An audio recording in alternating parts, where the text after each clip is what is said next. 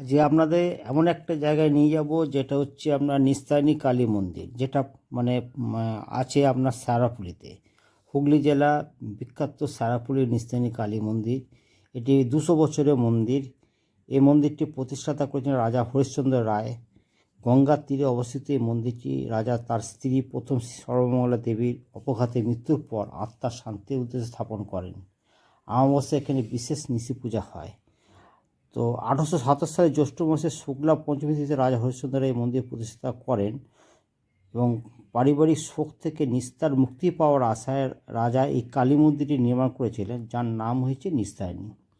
এবং দক্ষিণেশ্বরে যে রানী রাসমণি প্রতিষ্ঠা আছেন, রানী রাসমণি দেবী, উনি এই মন্দিরটি দর্শন করতে এসেছিলেন। এটি একটি দক্ষিণা কালী মূর্তি। মন্দিরটি গঙ্গাধারের সারাপুলি স্টেশনের কাছে অবস্থিত। এখানে প্রত্যেক দিন পূজা হয় এবং বিশেষ করে অমাবস্যায় এখানে বিশেষ নিশি পূজা হয়। প্রতিদিন নিত্য পূজা হয়। এখানে ফুল মালা থেকে আরম্ভ করে শাঁখা পলাতে সমস্ত কিছু দোকান আছে। সারাপুলি স্টেশনে মাত্র 2 মিনিট হাঁটা পথ। এই মন্দিরটি কিভাবে আসবেন, হাওড়া মেল লাইন লোকাল 9ম স্টেশন হচ্ছে সারাপুলি। এখানে নামবেন, স্টেশন থেকে আপনার হাঁটা পথ 2-3 মিনিট, মেল লাইন ধরবেন আর সারাপুলি নেমে 2-3 মিনিট, তারকেশ্বর গেলে 1 ঘন্টা রাস্তা। আর এই ভিডিওটা, এই মন্দিরটা যদি খুব ভালো লাগে আপনাদের বা সারাপুলিতে আসেন, আমাকে অবশ্যই জানাবেন।